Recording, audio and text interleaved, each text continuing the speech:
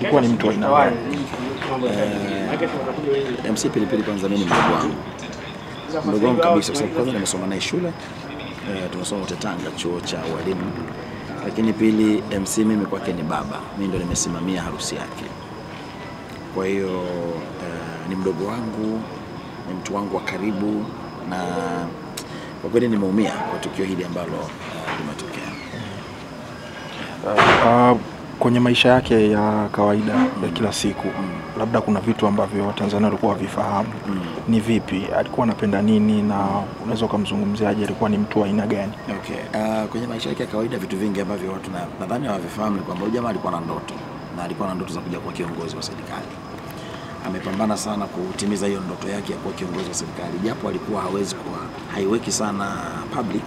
Ni kitu ambacho amekuwa kikificha sana, kutamani kuja kuwa mbunge, kutamani kuja kuwa diwani, kutamani kuja kuwa mtu fulani ambaye ana wadhifa fulani wa kiserikali.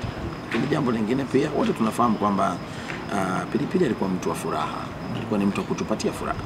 Alikuwa anaipa furaha nchi nzima, kwa sababu kwanza amekuwa ni moja kati ya comedians wakubwa wa kwanza kwenye nchi yetu kuibua vijana wengi sana katika eneo hilo la comedy.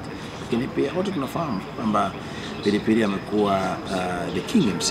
Yeye ndiye amekuwa MC bora ambaye amesafiri nafikiri kuliko MC wengine nchi nzima, na amezalisha MC wengi sana kujua kwamba kwenye tasnia ya UMC unaweza kuwa mtu bora ukafanikiwa.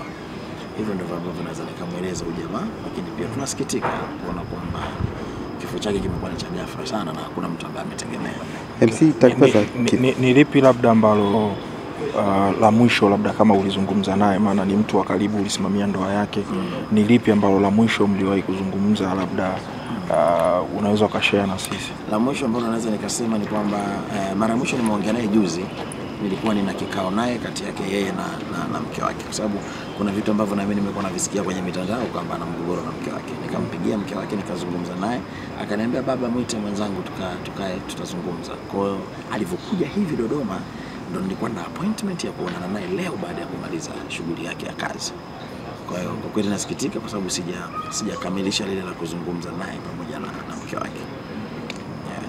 MC Samani, taarifa za kifo chake ulizipokea kwa muda gani na ukiwa kwa maeneo gani? Mimi taarifa zake za kifo nimezipata nikiwa kanisani. Najua nimekuwepo kanisani mpaka saa 12 jioni. Kwa hiyo kuna mdogo wangu yuko Dar es Salaam, yeye ameona kwenye ngaso nadhani. Akanipigia simu akaniambia nasikia MC Pilipili amefariki. Mimi sikuamini. Nikapiga simu kwa wadogo zangu wengine na kuwasiliana na boss Ngasa pia, kwa sababu ndio aliyekuwa amepost hicho kitu, na akaniambia kweli wako hapa. Kwa hiyo nikafika hapa nikaona kwamba kweli MC Pilipili hatunaye tena. Shukrani sana.